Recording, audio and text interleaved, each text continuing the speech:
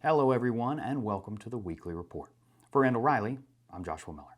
Now, if you like our show, don't forget to like, share, and subscribe so you never miss out on any of our new driver recruiting content. And before we get into today's report, just a few quick announcements. We'll be taking off next week, so there will be no Weekly Report for July 6th. But we will be back to normal the following week on Wednesday, July 13th. Also, just wanted to let you know that the latest edition of Digging Deeper will be premiering on Thursday, July 14th.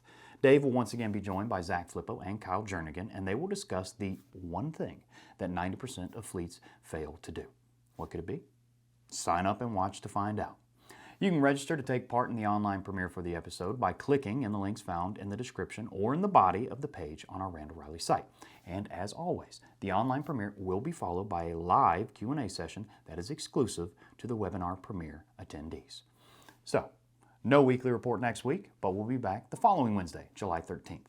And registration is now open for the newest Digging Deeper, which will debut online Thursday, July 14th at 2 p.m.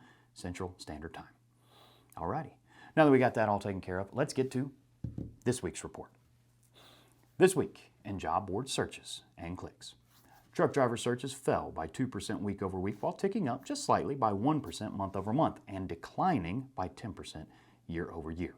Clicks on truck driver postings fell a full 20% week over week and 9% month over month, but increased by 4% year over year. This week in freight. The total load postings for last week dipped by 3% week over week, and looking at the different segments, dry van fell by 2%, refrigerated loads increased by 12%, and flatbed saw a decline of 7% week over week. Load postings were mixed regionally, as the three regions with the largest load volume, Southeast, South Central, and Midwest regions, all saw lower volumes than the previous week. Truck availability came in 2% lower week over week, as the overall load-to-truck ratio declined slightly and hit its lowest level since November of 2020. Overall spot rates saw a decrease of 2 cents per mile, but dry van and refrigerated both increased. Dry van rates rose by 1 cent, as refrigerated shot up by 10 cents per mile. Flatbed, on the other hand, fell by 3 cents per mile week over week. Now, the story of the week. It appears that there is no end in sight for high diesel fuel prices. Despite recent calls for suspension of federal and state gas taxes, an agreement on such a plan still seems unlikely. Much of the disagreement stems from the impact such a plan would have on the Highway Trust Fund. The proposed fuel tax suspensions would directly affect the trust fund and cost it an estimated $10 billion. What are the details of the proposed plan? Well, Congress has been asked to suspend the federal gas tax for 3 months, which would run through September, with states being asked to join in and suspend state-imposed fuel taxes as a way to ease the burden of high fuel costs for American consumers. It is worth noting that multiple states have already temporarily suspended those state fuel taxes earlier in the year. However, many of those measures have already expired or are not currently planned to be extended. Current federal taxes include excise taxes of 18.3 cents per gallon on gasoline and 24.3 cents per gallon on diesel fuel. In addition to that, there's also a leaking underground storage tank fee of 0.1 cent per gallon for both gasoline and diesel fuel. The current national average for state-level fuel tax is around 32 cents per gallon on both fuel types.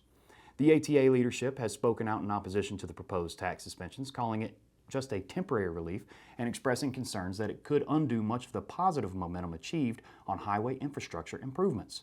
Truckload Carriers Association President Jim Ward echoed those concerns, saying that the gas tax holidays would, and I quote, significantly starve the Highway Trust Fund of much needed financing and directly undermine industry and policymakers' ability to implement the newly won infrastructure law. It has been estimated that if the gas tax holiday measures were put into effect, it would result in roughly $15 of savings per month for the typical American family.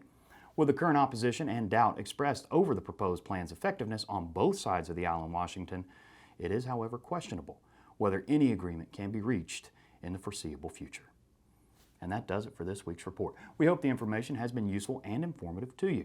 You can find a downloadable PDF featuring all of the numbers and information we covered in today's report in the description of the YouTube video or in the body of the page if you're watching us over on our Randall Riley site. Don't forget to register for that upcoming Digging Deeper, and remember, no weekly report next week, but we will be back 2 weeks from today on Wednesday, July 13th.